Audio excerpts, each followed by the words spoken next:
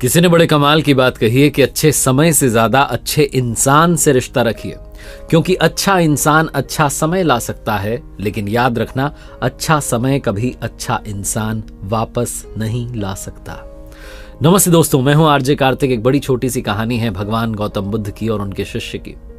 भगवान गौतम बुद्ध के मठ में यह नियम था कि जब भी उनका कोई शिष्य बुद्धत्व को प्राप्त हो जाता था तो उससे कहते थे कि एक दिशा में चले जाओ, और उस दिशा में जाकर के वो जगह बताते थे, वहां जाओ, जाकर के रहो और आसपास के लोगों का ज्ञान वर्धन करो, उनकी जो आत्मा है उसको जागृत करो, उनकी चेतना को जागृत करो, प्रयास करो उन्हें सद्मार्ग पर लाने का। उनका एक शिष्य था जो 6-8 साल से वहां मठ में रह रहा था, तपस्या कर रहा था, और एक दिन वो परेशान हो गया कि मेरे गुरुदेव ने मुझे अब तक आदेश क्यों नहीं दिया कि जाकर के प्रवचन करो, यहां से चले जाओ, अपना खुद का जो है आश्रम बनाओ। इसी बात पर नाराज होकर के वो भगवान गौतम बुद्ध के पास गया और जाकर के कहने लगा कि गुरुदेव, मेरी तपस्या में ऐसी क्या कमी रह गई, क्या मैंने ज्ञान अर्जित नहीं किया कि अब तक आपने मुझे आदेश नहीं दिया कि जाओ जाकर के दूसरी जगह पर जाकर ज्ञान बांटो? क्या मैंने ज्ञान अर्जित नहीं किया? क्या मैंने बुद्धत्व प्राप्त नहीं किया?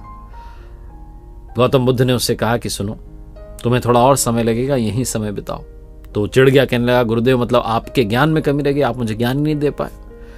भगवान गौतम बुद्ध को लग गया कि ये समझेगा नहीं, इसलिए गौतम बुद्ध ने कहा ठीक है, कल सुबह पूर्व दिशा में गांव है, वहां जाना और वहां से भिक्षा लेकर के वापस आना, पूरा दिन वहीं बिताना और कोशिश करना वहां के लोगों को थोड़ा ज्ञान बांटने की, और मुझे आकर के बताना कि अनुभव कैसा रहा। वो शिष्य बड़ा खुश हुआ, उसको लगा कि बस अब तो बात बन गई, अब तो मुझे आदेश मिल गया है। वो गया सुबह सुबह उस गांव में भिक्षा मांगने के लिए पूर्व दिशा में। शाम में जब आया तो पट्टी बंधी हुई थी, हाथ पैर पर चोट के निशान थे।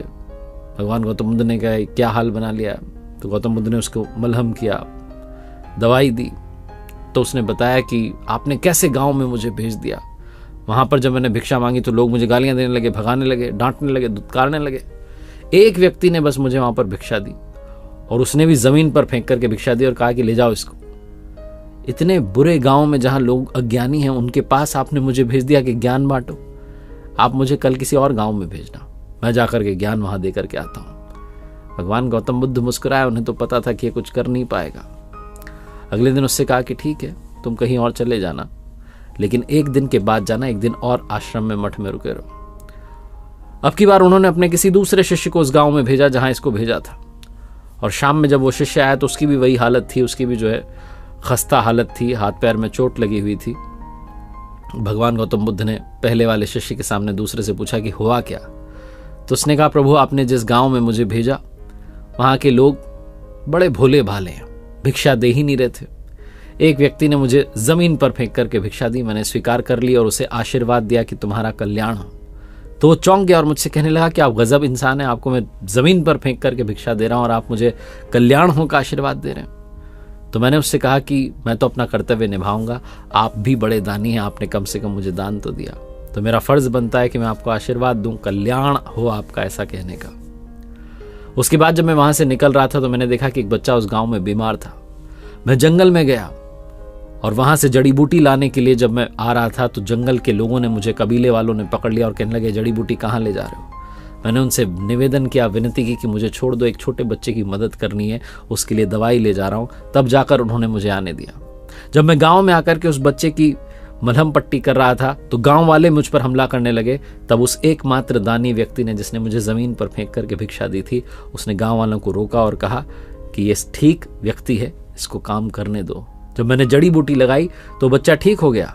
पूरे गांव वाले जो है मेरे लिए तालियां बजाने लगे और कहने लगे कि कल फिर आइएगा गुरुदेव, मुझे कल फिर उसी गांव में भेजिएगा, बड़े भोले भाले लोग हैं, समझते नहीं हैं, बस प्यार बहुत है। अब की बार प्रयास करूंगा थोड़ा और प्यार उन तक पहुंचाने का, थोड़ा और ज्ञान उन तक पहुंचाने का। वो ज्ञानी तो हैं, लेकिन बस अनजान व्यक्ति से बात करने में डरते हैं। वो जो पहला शिष्य था जो एक दिन पहले उस गांव में गया था, वो सुन रहा था और समझ रहा था। भगवान गौतम बुद्ध के चरणों में गिर गया, कहने लगा गुरुदेव, कमी मुझ में ही थी, आपने ज्ञान तो बहुत सारा दिया लेकिन मैं आचरण में नहीं ढाल पाया, अपने अहंकार को ऊपर रखा और उसी गांव के लोगों को पहचान नहीं पाया, वहां से मार खाकर चला आया। मार तो इन्होंने भी खाई लेकिन इनका अहंकार मिट चुका है और ये समझ चुके हैं कि लोग भोले भाले हैं, हमें उनसे अलग तरीके से व्यवहार करना होगा, अपने ज्ञान को आचरण में ढाल करके पहुंचाना होगा। छोटी सी कहानी जिसका सार ये कहता है कि अच्छा इंसान बनने पर ध्यान दीजिए, अच्छा समय अपने आप चला आएगा। हम अच्छा समय लाना चाहते हैं लेकिन अच्छा इंसान नहीं बनना चाहते।